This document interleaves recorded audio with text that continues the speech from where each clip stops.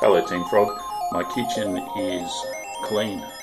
It's an extremely rare event that my kitchen would be clean.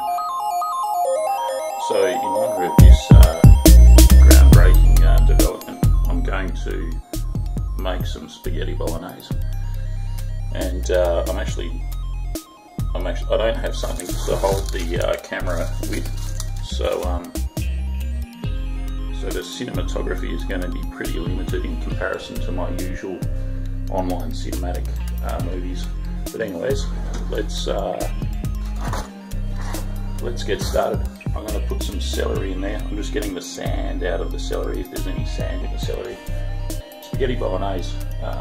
Put that there. There's about a kilo of beef, 1 kilo of beef mince. I also like to use pork mince. Got a big pot to cook the bolognese sauce in. What have we got over here? Just have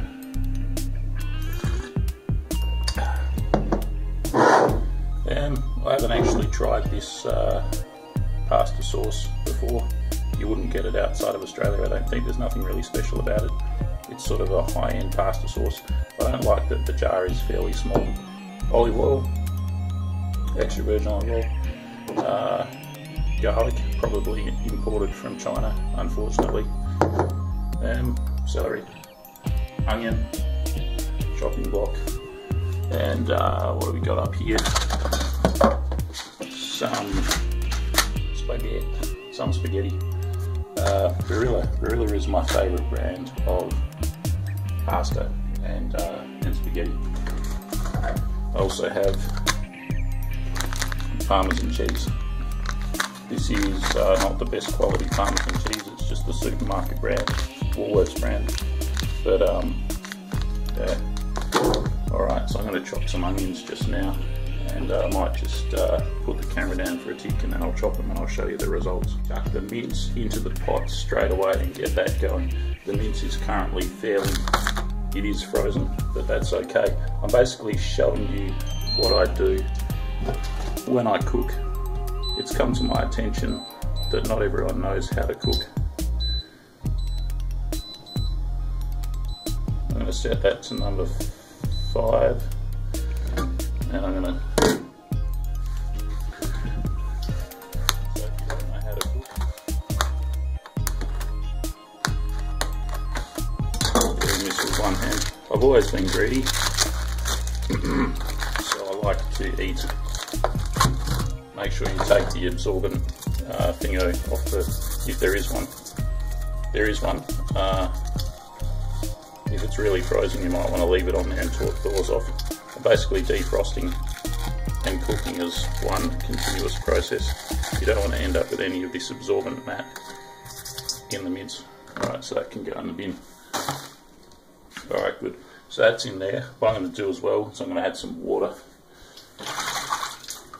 And I'm just going to add that from the kettle. That water's already hot. We don't want full power. 7 will do. That water is going to assist us to defrost, thaw out the mince in there. So that's that. Now I'm going to chop some onions. Yeah, alright, let's do this. So a lot of you may not be aware of how you chop an onion. It all depends, I guess. I've got a bin right next to me, so any excess I can chuck into the bin. I hope you can, to some degree, pick up what I'm doing here. See how I'm peeling off the top layer of the onion? Can you see that? I hope you can see that at home. Top layer of the onion with the skin, just like that, into the bin. Just like that, into the bin. You don't have to spare the onion. That's the top layer that can come off. That's a way to process onions on a commercial scale, pretty much, so that you're not mucking around trying to peel off the skin of the onion. I've chopped it in two. I'm going to take each half, and I'm going to just go like this.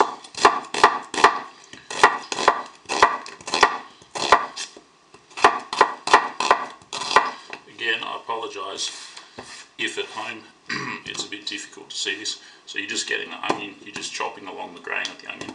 You can also chop it once along the longitudinal axis if you want to call it that, and then go again. This knife is a Wüsthof Solingen, Germany Icon X50 CR MOV15, 49.94, 20 centimeters. It's a pretty good knife, and the trouble is it's blunt at the moment. It is blunt, so it's not good to chop with a blunt knife, but there you go. And again, so here's an onion, taking off that side of it, and again on the other side. So you've done that, chuck the excess in the bin. Remember, I've got a bin right next to me. Eyes are starting to water a bit now. I'm going to pick that area there. I'm going to do that. I'm going to twist it a bit. I'm going to do this.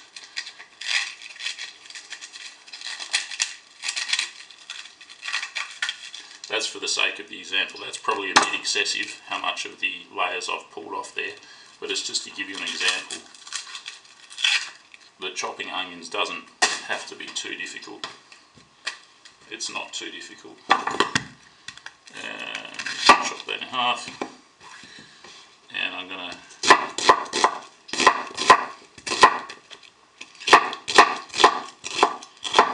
eyes are really starting to water now. I might just do one more quickly, so I think that's going to be 4 onions.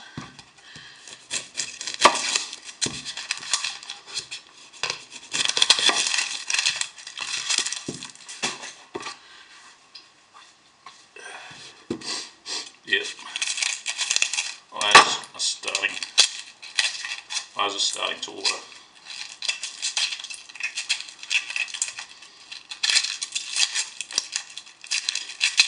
So then it's a race to get this done before it becomes too unbearable. But of course, concentrate on what you're doing.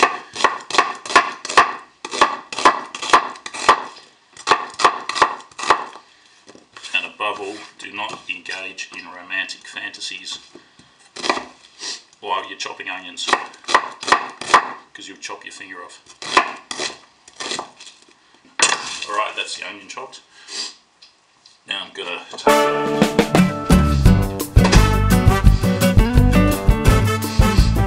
Alright, just going to, so I've taken the lid off, there's that. Going to grab this. I'm going to turn this on, it's going to be a bit louder. I'm going to go like we're going to start.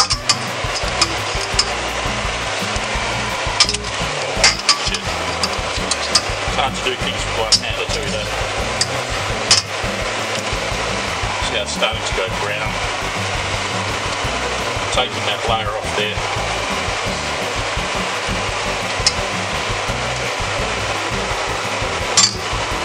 That brown layer can just come right off.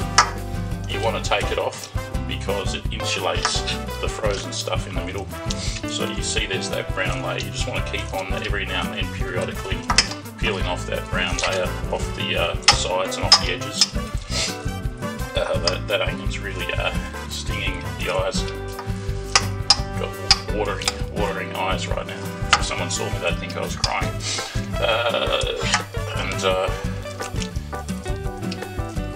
The reason why I put water in there is because the water helps to transfer the heat energy to the frozen meat. That there, that there. Going to turn it up a bit now. There we go, so I've turned it up to 9. I'm going to have to monitor it a bit more closely because I don't want it to burn if the water all evaporates. So I've chopped up approximately 4 onions there. That's in there. Once that is defrosted and browned, I'm going to chuck the onions into it. Later on down the track, I'm going to chuck the celery in there. So the celery's gone frozen from being in the fridge, but it's still acceptable. It's been sitting there for a few days too, but it's still an acceptable condition to use. Just the leaves have wilted a bit, but that's not a problem at all. So right, I'm going to drain that out. In due course, I'll chuck the onion into the pot I'll chop up the celery. That will go into the pot there. Once the onions, the celery goes in very last because you want to preserve the goodness. You don't want to kill all the vitamins that are in there by cooking them with excessive heat, but you want to cook the meat a lot for hygiene purposes. And once the meat's browned, the onions are in there, at some point you chuck in the sauce, and you can chuck in the garlic as well in due course. At the very end of the whole process, you do the spaghetti. You get boiling water in a clean pot with some salt in it, and you chuck the spaghetti into the water, providing that the water is boiling, and there's got to be some salt in there too. That helps the spaghetti. You keep the spaghetti in the pot for about 5 to 10 minutes while it's boiling, depending on how the consistency, the bitiness, the al dente, the rawness of the spaghetti that you're after, or the softness. You don't want it too soft, you don't want it to be uncooked, so it's a bit of a balancing act. You can pull out a bit of spaghetti and you can check it and go from there. Once you've done that, where's my strainer? You need a strainer. That's a strainer. You can strain the spaghetti in it when it's in the tub. That's the pot that I'm going to cook the spaghetti in. Just a standard basic pot there, nothing fancy. Just put it in there. That's for the spaghetti. That is starting to really boil. Might turn on the range hood.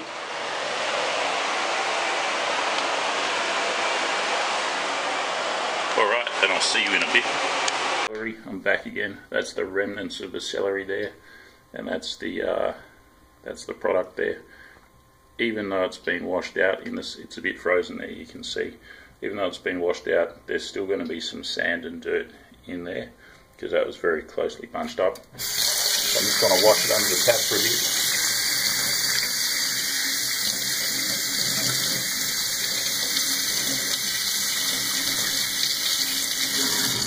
to ensure there's no sand or dirt in the celery. There's the celery. I'm going to chop it, and I'm going to try and chop it on camera. I'm just going to fix the camera here, just bear with me. Alright, that worked better than expected. Let's chop some celery, shall we? Remember, I've got the bin right next to me. This celery was frozen, so its consistency is going a bit soggy. Not the freshest of ingredients. But that's okay. I'm not porpoising to be Jamie Oliver.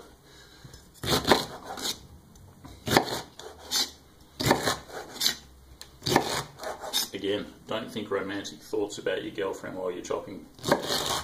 That can be very bad for your fingers.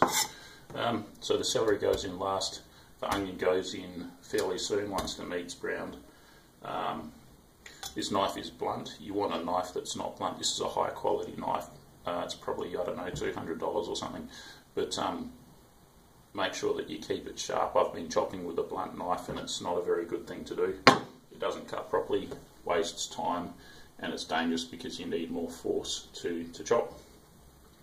Yeah, let's see if we can carry the tripod. This is my tripod. This is my tripod. You see that? How's that for innovation? So I'm just going to set the tripod right here, I think, or maybe up here on the microwave. That's probably better.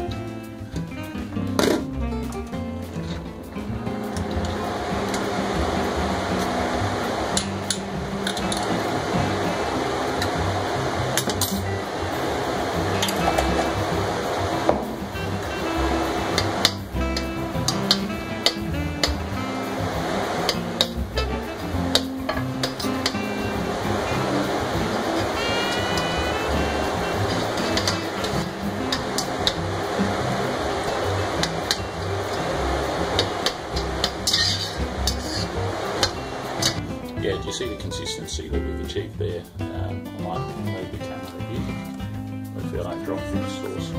So that's the mince right there. That's mince by itself with a bit of garlic, and that's basically it.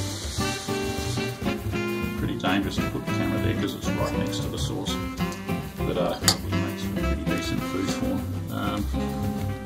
That's going to fog up, isn't it? Oh, I'll just leave it there. I might just have a sip of coffee and a sip of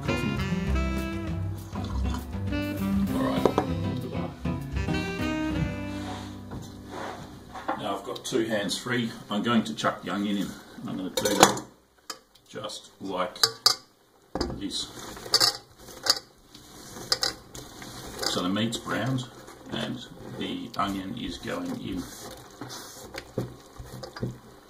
This is how I cook, and I rather like the way that I cook. I'm going to sort of mix the onion in here, like so. And you can see this was frozen just before this was frozen, and now it's not frozen and it's browned. Important to remember to make sure that it genuinely is brown all the way through, and that it's not brown on the outside and has a frozen core, because you want to cook it full, as I've done here. So that's 4 onions, 1 kilo of mince, and 3 teaspoon dollops, or 4 teaspoon dollops, or 5 or 6 of garlic. So we've got onion, we've got garlic, we've got beef. It's set on to number 7 power. And you know what, I might just chuck in a dash of olive oil. Starting to bubble away there, so I'll come back in 10 minutes or so when the onions are done, and I'll add the pasta sauce. Back again. I've got the kettle boiling. I've got a second pot on the stove. The second pot also has some water in it.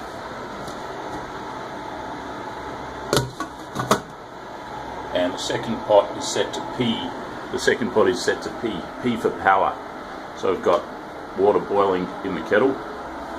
We got the second pot with a bit of water in it. It's not full, but it's got a bit of water in it, and it's set to P. In a minute, when that kettle water's boiled, I'm going to chuck the kettle water into the pot. I'm going to grab some salt out of the cupboard. Oops, that was empty. That one's empty too. I eat way too much salt. That one's full. Let's grab that one. We're going to chuck some salt into that pot, probably about a tablespoon's worth. You can hear the kettle starting to boil now.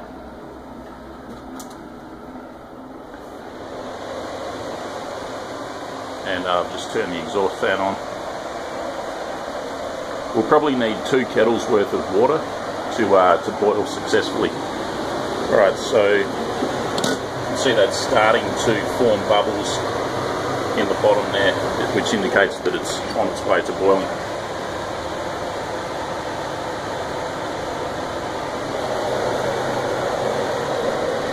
I'm going to turn this down. It's on 8, I'm going to turn it down, just so that I don't burn it or anything. I'm going to chuck in the water now.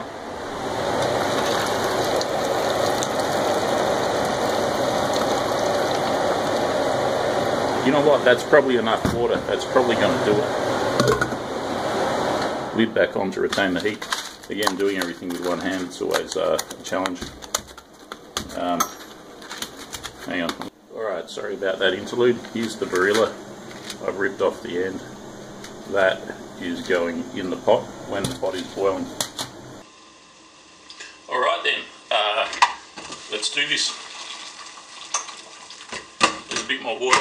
I'm going to turn the power down to number 6 on this, on the water. I'm going to get some salt.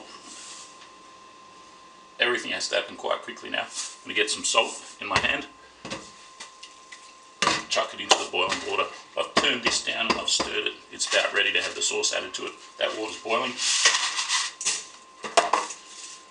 Chuck in the pasta. Try and immerse the pasta like this.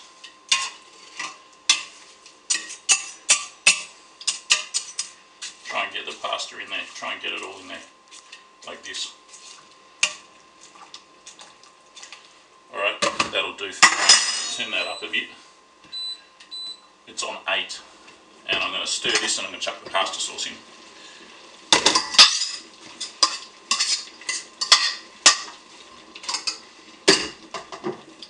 Here's the pasta sauce. I'm just going to get a bit of water.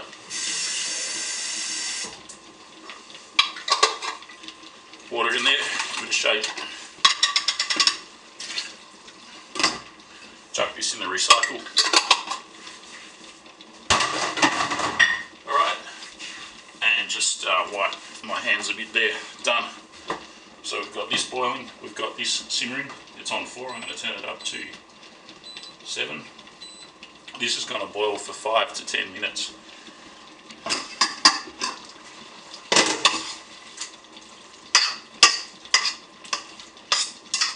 You can also add carrot to your pasta sauce, to your spaghetti bolognese.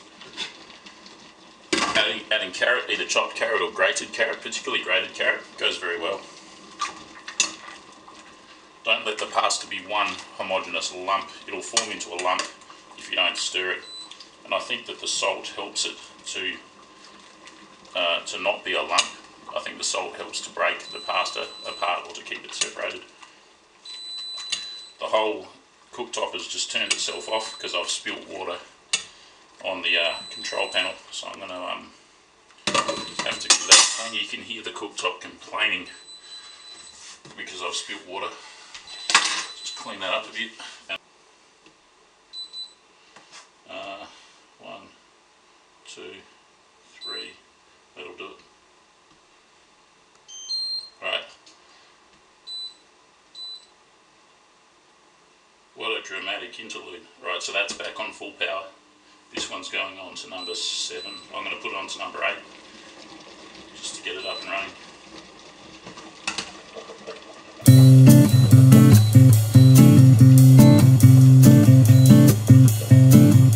Actually, I've set that to number 6. It's important not to let it boil over, or else this model of cooktop would turn itself off if it experiences a boil over. So where was I? Stirring the pasta.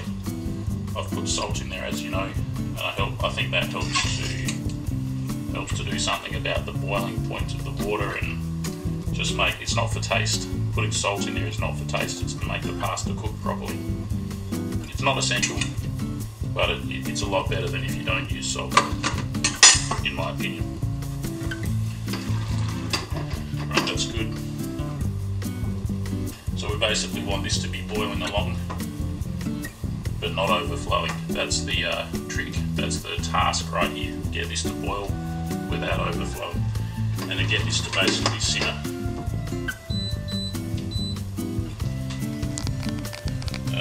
Boiling away. Or it's about to boil, and this one is boiling and I've turned it down. So that cooktop, that hot plate there is on 6. That hot plate there is on 7. So that's what we've got at the time being. Pretty soon I'll be adding the celery, and I've also put that sachet of parmesan into this parmesan container. That'll be very good. And what next? And we've got the strainer, and the strainer goes in here once the look at these soft close doors, check that out, isn't that good? So that's your soft close door there, so it hardly makes any noise, if any, when it closes. Beautiful, great engineering, thank you IKEA. So when the pasta has boiled and you're happy with the consistency and the level that it's cooked, the al dente and so on, you just chuck the pasta into there and you strain it out. Once the water's strained out, you have the pot there and you chuck the pasta into the pot. So you're just waiting on that pasta to boil up now, and I'll be back in. Now it's time I'm turning off the hot plate for the pasta.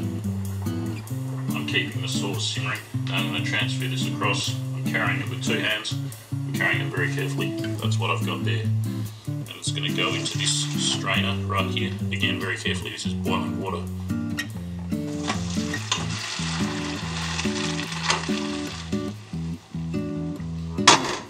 That goes there. Pasta's in the strainer. Use the pasta in the strainer, in the sink. Try not to lose any of your pasta. Strain off the water. There's also a lot of water escaping as hot steam. you want to get it, you don't want your pasta to be soggy. Do not let your pasta be soggy. So you do this when you strain it. This is what I do. I do this when I strain it. Now there's not really much water dripping out, and there's a lot of heat escaping as steam. Also, if you want to eat the pasta quickly, it helps to do this because it dissipates the heat energy by allowing the steam to carry the heat away. By sort of breathing the pasta back and forth like that. Once it's done, into the pot. And there's your pasta. That's ready to eat. Let's sample it. Perfect. That's perfect. The only thing that's left to do now is to put the lid back on there. I can actually taste the salt in that, but again, the salt wasn't added for taste. And here's this. Very good. Only thing to do there really is to add the celery. Why don't we go ahead and add the celery right now.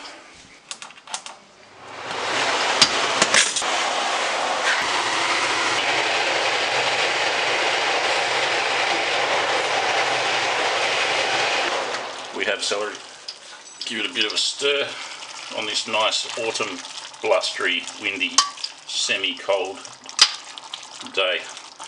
Alright, so that's the celery there. You add the celery last because it's the thing that doesn't particularly need cooking. And you don't want to obliterate the celery. So we got the pasta sauce, the bolognese, we've got the spaghetti. I'm going to grab a plate.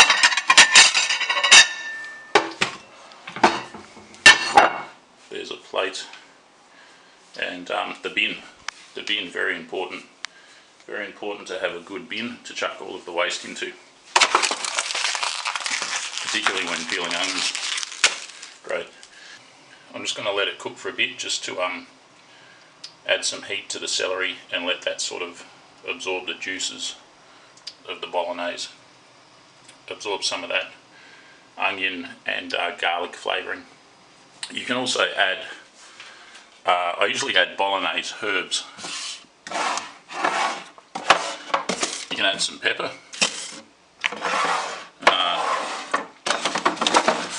I don't have it now, but I usually have bolognese herbs. All I've got now is this Moroccan one, which is fantastic. Do I want to add it? I think I won't, because I've already put in that providore pasta sauce. So I want to test out the original flavour of that sauce and see what it tastes like. I'll be back to do some serving. Alright, so the sauce is just about finished cooking. What I'm going to do now is I'm going to serve myself some late lunch because it's 3 o'clock. I'm going to grab this thing over here and take the lid off. And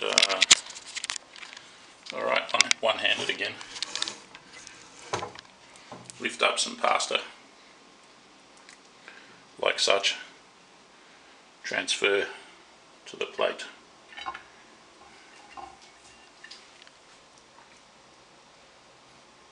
And a bit more because I'm greedy. It's good to do this before the pasta cools down too much. Once it cools down, it becomes hard to. It becomes inflexible, and it's harder to maneuver it. And a bit more there. There's some pasta.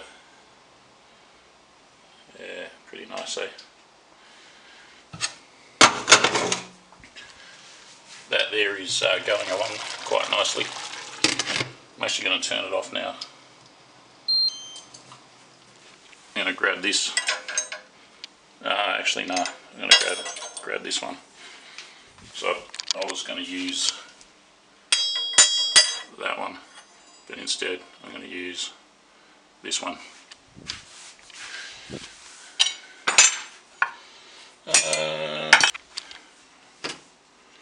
There we go.